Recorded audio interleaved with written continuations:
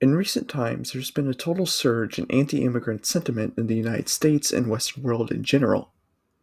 This has helped lead to the rise of many far-right political movements, most notably the MAGA movement. Why is this? Well, there are differing reasons as to why someone may hold this view, but they all tend to relate to paranoia over the crumbling nature of Western hegemony. It's what it means to be American, to be integrated or not. Take the slogan, "Make America Great Again." Its vague nature has already been noted, but it's important to note how this is what makes it so powerful.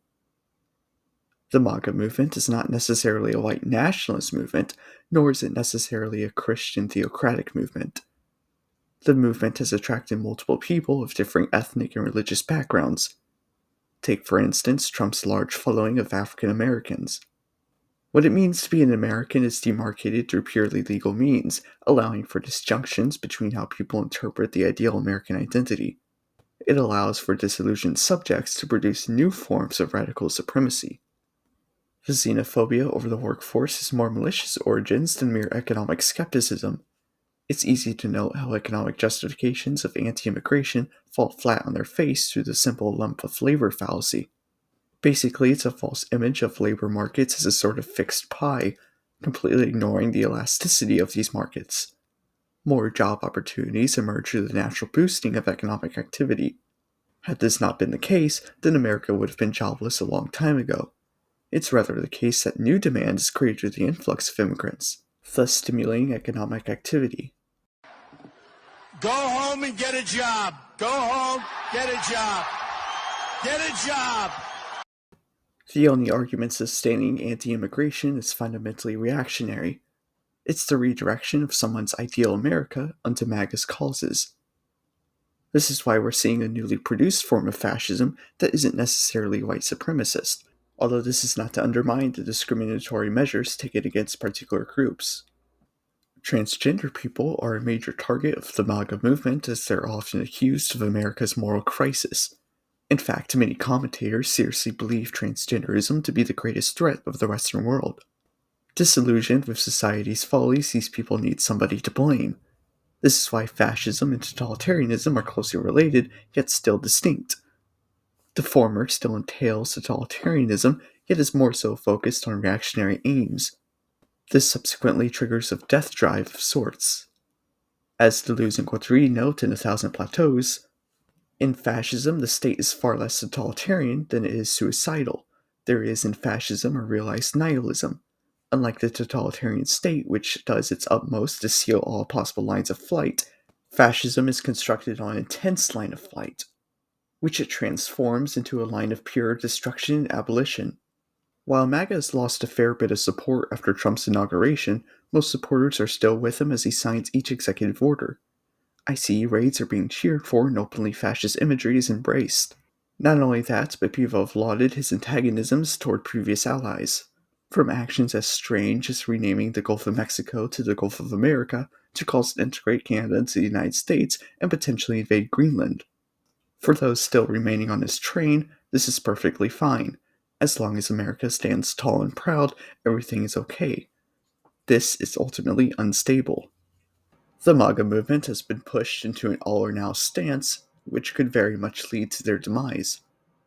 Trump making another 4 years thus appears improbable. We are witnessing the conclusion of fascism as something bound to failure.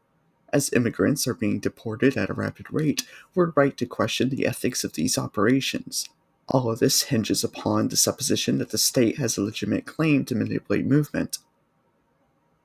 In reality, there exists no such thing as a social contract.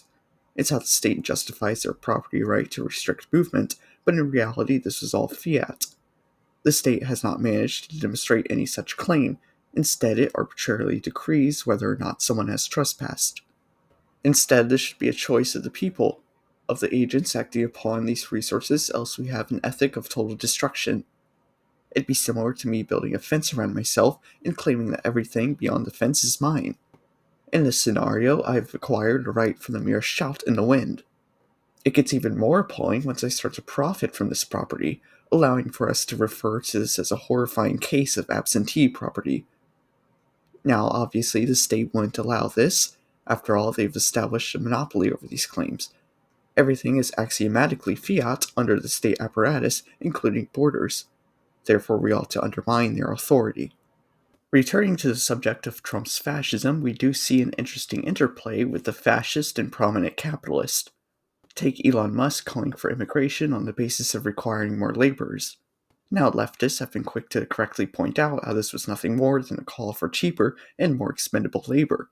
But what's most interesting is how he goes against the homogenization of the workforce here. He therefore triggers much of his fascist fan base. This seems to be quite strange, especially when he goes out and promotes far-right parties such as the German AfD, a party that persistently employs National Socialist rhetoric. There is a point by which fascism stirs up the forces of desire in such a way too powerful for capitalist machines. Capitalism needs to tap into the workers through division and particularization, moving them into new spaces where their potential for desire can be harnessed. While capitalism and fascism have an interplay with one another, the former is incompatible with the necessities of the latter, and vice versa. This is true in spite of capitalists receiving many benefits from the fascist regime. Take, for instance, SpaceX and the US government now having extremely close ties and working to put people on Mars. There still remains a large neglect of the individual on both ends, but that's the point. It's all about the spectacle. In fact, this death ethic explains why fascist regimes often have such an obsession with aesthetics.